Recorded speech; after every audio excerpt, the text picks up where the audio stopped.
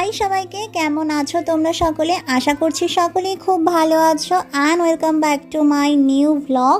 আর আজকে তোমাদের সাথে অনেক দিন পরে শেয়ার করব পুরনো ধরনের একটি ব্লগ। আসলে আজকে আমরা যাচ্ছি 4 বন্ধু মিলে একটা জায়গায়। কোথায় যাচ্ছি সেটা তো এতক্ষণে তোমরা টাইটেল অ্যান্ড থাম্বনেল দেখে বুঝেই গেছো। তো এখন তো বাইরে বেরিয়ে পড়েছি, আর বেরিয়ে এই 2 মক্কেলের সাথে আমার দেখা হয়ে গেছে। তো এখন আমরা সবাই একসাথে যাব, তো চলো যাওয়া যাক। আর হ্যাঁ, তোমাদের মনে হতেই পারে আমি পুরনো ধরনের কেন বললাম আজকের ব্লগটাকে। আসলে আজকে আমরা অনেক দিন পরে বন্ধুরা মিলে বেরিয়েছি। এখন তো আর সেভাবে সব বন্ধুরা মিলে বেরোনো হয় না, বেরোলে আমি আর আর্যই বেরোই। তাই আর কি আজকে নিশি, পিকলু ওরা সবাই বেরিয়েছে, তাই ভাবলাম তোমাদের সাথে আজকের দিনের ব্লগটা শেয়ার করেই ফেলি।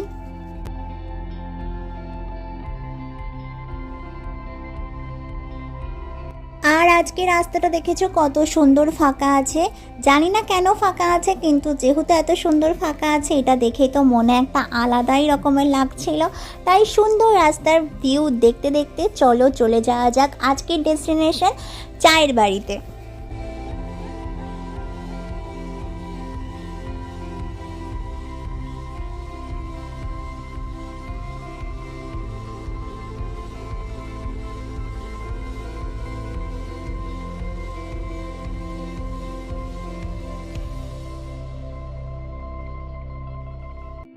এই তো সকলের পরিচিত স্টার মল। এই জায়গাটার বাইরেটা কিন্তু বেশ সুন্দর, দেখো কত সুন্দর গাছ আর আলো দিয়ে সুন্দর করে সাজানো রয়েছে। আর এর ভিতরে কিন্তু নাইকার স্টোরও আছে। তোমরা যারা যারা কসমেটিক্স নাইকা থেকে কিনতে পছন্দ করো তারা কিন্তু এখানে এসেও কিনতে পারো। তারপরেই আমরা পুরো রাস্তা অতিক্রম করে চলে আসলাম সেই ডেস্টিনেশন আমাদের চায়ের বাড়িতে। এই চায়ের বাড়ি রয়েছে হলো পুরো মধ্যমগ্রাম যে চৌমাথা মোড় তারই সামনে রয়েছে। তোমরা গেলেই দেখতে পারবে রাস্তা দিয়েই বড় বড় করে লেখা দেখা যায় এই চায়ের বাড়ি লেখাটি, যেটার ভিতরে এখন আমরা ঢুকবো। আর বাইরেটা তো তোমাদেরকে দেখিয়ে দিলাম, এবার চলো ভিতরে যাওয়া যাক। আর ভিতরে যাওয়ার পরেই আমি তোমাদেরকে জানাবো আমার চায়ের বাড়ি কেমন লেগেছে, এখানের খাবার দাবার কেমন লেগেছে, অ্যাম্বিয়েন্স কেমন লেগেছে, সব মিলিয়ে আমার কাছে চায়ের বাড়ি কতটা ভালো লেগেছে। এইবার বেশি কথা না বলে সময় নষ্ট না করে ভিতরে ঢুকে পড়বো। আর ভিতরে ঢুকতেই তো আমার বেশ ভালো লাগছিল বাইরে থেকে জিনিসটা। আমি প্রথমে ভেবেছিলাম উপরেও হয়তো যাওয়া যায়, কিন্তু তারপরে ওনারা বললো উপরে যাওয়া মানে উপরে কোনো রকম যাওয়ার কোনো ব্যাপার না, এইখানেই ঢুকতে হবে। তাই এখন ঢুকে পড়লাম। আর এই হলো পুরো রেস্টুরেন্টটার ভিতরে, মানে এটা রেস্টুরেন্ট ঠিক না, ক্যাফেই বলা চলে। এই ক্যাফেটার পুরোটা ভিতরটা এইরকম ছিল, যেটা আমার কাছে কিন্তু বেশ ভালো লেগেছে। এর অ্যাম্বিয়েন্সটা ছিল ভীষণ কুল, খুব ভাল লাগছিল। তারপরে আমরা এখানে মেনু কার্ড দেখছিলাম। আর এই মেনু কার্ডে আমার একটা জিনিস আমি দেখে অবাক হয়ে গেলাম, এখানে কিন্তু লঙ্কা চা ছিল। লঙ্কা চার কথা আর কি আমি এর আগে ফেসবুকে শুনেছি অনেকবার, কিন্তু কখনো ট্রাই করা হয়নি। আর আজকেও আমি ট্রাই করিনি। আজকে আমি নিয়েছিলাম কফি। আর এখন তো এখানে বসে আছি, আর এই যে আমাদের পিকলু আর নিশিও বসে আছে, আর আমরাও সবাই বসে আছি খাবার অর্ডার করে। আজকে আমরা কফি অর্ডার করেছিলাম। আরেকটা কথা সেটা হলো রেগুলার কফি আমরা অর্ডার করেছিলাম। আর লঙ্কা চাটা তো আমি আজকে ট্রাই করলাম না, কিন্তু নেক্সট দিন যদি আসি অবশ্যই আমি লঙ্কা চা ট্রাই করব এবং তোমাদেরকে আমি জানাবো আমার লঙ্কা চা কীরকম লাগলো। তারপরে যখন কফিটা দিয়ে গেল, কফিটা দেখে তো আমি একটু হতাশই হয়েছিলাম, কিন্তু কফির টেস্টটা আমার ভালো লেগেছে। কিন্তু কফির যে কোয়ান্টিটি সেটাতে আমি একটু হতাশ হয়েছিলাম, মনটার মধ্যে খচখচ করছিল। কিন্তু পরে আমার মনের খচখচানি একদম দূর হয়ে গেল, কারণ আমরা বাঙালি, সেটা তোমাদের সাথে একটু পরেই শেয়ার করব। তো চলো এখন কফিটা খেয়ে নেওয়া যাক। এখানে কফি খেয়ে পিকলু আমাদেরকে কফির রিভিউ দিচ্ছিল। ওর মুখের এরকম আকৃতি বিকৃতি দেখে খারাপ কিছু মনে করো না, কারণ আমাদের বন্ধু বান্ধবের ব্লগ তো এর আগেও দেখেছো তোমরা, আমরা কতটা মজা করে আমরা সময় কাটাই। এই যে এখনও কফির মানে রিভিউ দিচ্ছে, সেটা আর কি দুঃখবশত তোমাদেরকে শোনাতে পারলাম না। যাই হোক, এরপরে আমরা অর্ডার দিয়েছিলাম ম্যানচাও স্যুপ। আর আমার যে দুঃখটা কমে গেছে আমি তোমাদেরকে বলছিলাম না, সেটা হলো এই পিৎজাটার জন্য। কারণ আমরা এখানে কফি আর ম্যানচাও স্যুপই অর্ডার করেছিলাম, কিন্তু পরে আমাদের টেবিলে যখন এই পিৎজাটা আসলো আমরা তো পুরোই অবাক হয়ে গেলাম। পরে জানতে পারলাম এটা নাকি হলো ওরা ফ্রিতে দিয়েছে, কারণ আমরা 300 টাকার ওপরে অর্ডার করেছিলাম আর 300 টাকার ওপরে এরকম ফ্রিতে ছোট পিৎজা, এইরকম মিনি সাইজের পিৎজা দেওয়া হয়। পিৎজাটা কিন্তু ফ্রি বলে যে খারাপ সেটা নয়, অনেক বেশি টেস্ট ছিল পিৎজাটার। আর আমি তো প্রথমেই বললাম আমরা বাঙালি, আমরা তো ফ্রিতে বিষ পেলে বিষও খেয়ে নেবো, কি তাই না?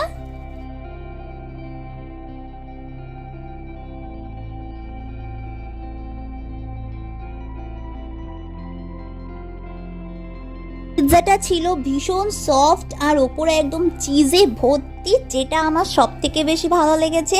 আর সব থেকে বড় কথা, আমি কিন্তু পিৎজা খেতে অত একটা পছন্দই করি না, তারপরেও এই পিৎজাটা আমার কাছে অনেক বেশি ভালো লেগেছে। তোমরা চাইলে অবশ্যই চায়ের বাড়িতে যেতে পারো এবং ট্রাই করতে পারো। ওদের এখানে অনেক রকমের মানে এরকম snacks item plus fried rice মানে চাইনিজ টাইপের আইটেমও পাওয়া যায়। তো সব কিছু খাওয়া দাওয়া কমপ্লিট করে আমরা বেরিয়ে আসলাম। এখন বাড়ির দিকে চলে যাব। তো এখন বাড়ির দিকে যাওয়া যাক, তারপরে কিছু করি কিনা সেটাও তোমরা দেখতে থাকো।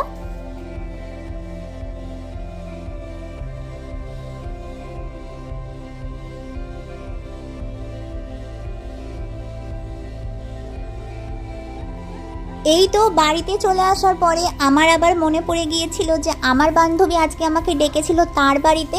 তো এই যে রাস্তায় যেতে যেতেই সেই বান্ধবীর সাথে আমার দেখা হয়ে গিয়েছিল। ওর এরকম শুকনো অবস্থা, তার কারণ হলো ও আজকে সকালেই পুরী থেকে ফিরেছে আর ফিরেই আবার বেরোচ্ছিল। ভাবতে পারছো কত এদের পারেও বটে। অ্যাকচুয়ালি ও বেরোচ্ছিল ওষুধ কিনতে, এরকম কোনো ব্যাপার না, কিন্তু আমাকে দেখে ও আবার ওর বাড়ির দিকে যাচ্ছে। আর এখন আমি আর ও মিলে ওর বাড়িতে চলে যাব। এখন আমি আবার ব্লগটা অন করলাম একটা কথা বলার জন্য। এদের বাড়িতে আগেও এসেছে, আপনারা দেখে মানে তোমরা সবাই দেখেছো। আজকে আবার এসেছে, দেখো এরা খাট ভেঙে ফেলেছে। এদের বাড়িতে ছেলে মেয়ে কেউ নেই আর এর হাজবেন্ড থেকে খাট ভেঙে ফেলেছে। ভেঙে কি ইচ্ছা করে মানে আমার বাড়িতে খাট নেই, মোটা মোটা লোক বসলে তো ভাঙবেই খাট। এই যে এখানে যারা রয়েছে তাদের বাড়িতে খাট নেই, এরা খাট ভেঙে ফেলেছে। ভাবা যায় কি অবস্থা। আমার ফোনে চার্জ শেষ হয়ে যাওয়ার কারণে আমি আর ব্লগটাকে কন্টিনিউ করতে পারিনি, তাই আর কি পরে বাড়ি এসে সুন্দর করে চার্জ দিয়ে নিয়ে ব্লগটা আবার অন করেছি। অ্যাকচুয়ালি আমি ওদের বাড়িতে কেন গেছিলাম সেটাই তোমাদের সাথে এখন শেয়ার করব। ও গিয়েছিল পুরীতে, সেটা তো আমি তোমাদেরকে তখনই বললাম। আর পুরী থেকে আমার জন্য নিয়ে এসেছে এই জিনিসটা। এটা আর কি ও নিয়ে এসেছে গোপালের জন্য। আমার বাড়িতে যেহেতু গোপাল আছে, ও গোপালের স্নান করার জন্য এই বাটিটা নিয়ে এসেছে, কিন্তু এই বাটিটা একটু ছোট হয়ে গিয়েছে। এটাতে গোপাল একেবারেই বসতে পারবে না, তাই এটাতে আমি স্নান করাতে পারবো না। কিন্তু আমি ভেবেছি আমি যে এই বছরে যখন আমি জন্মাষ্টমীর পুজো করব, তখন আমি এটাতে গোপালকে অবশ্যই ভোগ দেব, কারণ ও অনেক ভালোবেসে এই বাটিটা নিয়ে এসেছে আমার গোপালের নাম করে। এখন চলো তোমাদের সাথে এই বাটিটা আমি খুলে দেখাই। অ্যাকচুয়ালি এই বাটিটা আমি এরকম প্লাস্টিকের মধ্যেই রেখেছিলাম, আমি নিজেও বাইরে বার করে দেখিনি, ভেবেছিলাম তোমাদের সাথে একেবারে খুলবো। তো এখন এই বাটিটাকে আমি খুলে দেখব। আর এই বাটিটা তো আমার অনেক বেশি পছন্দ হয়েছে, তাছাড়া আমার মায়েরও অনেক বেশি ভালো লেগেছে। আর পুজোর জিনিসপত্র আমার মায়ের কাছে তো বেস্ট গিফট, আর এই জিনিসটা পেয়ে আমার গোপাল সোনা অনেক বেশি খুশি হবে। তো অনেক কথা বলে ফেলেছি, এবার চলো বাটিটা খুলি।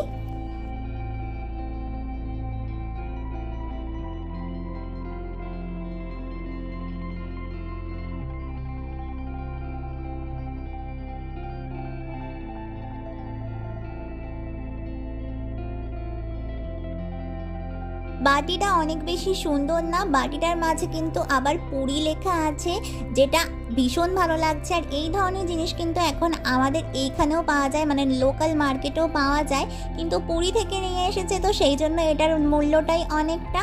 যেহেতু ওখানে মহাপ্রভু জগন্নাথ দেব রয়েছে আর সেখান থেকেই নিয়ে এসেছে গোপালের জন্য, এটা আরও বেশি ভালো লাগছে। তো চলো আজকের ব্লগটা তো এত অবধি। ভিডিওটা ভালো লাগলে প্লিজ একটা লাইক করে দিও, আর আমার চ্যানেলটাকে সাবস্ক্রাইব করতে একদম ভুলো না। দেখা হবে পরের কোনো ভিডিওতে, ততক্ষণ সুস্থ থেকো, সাবধানে থেকো, ভালো থেকো, টাটা।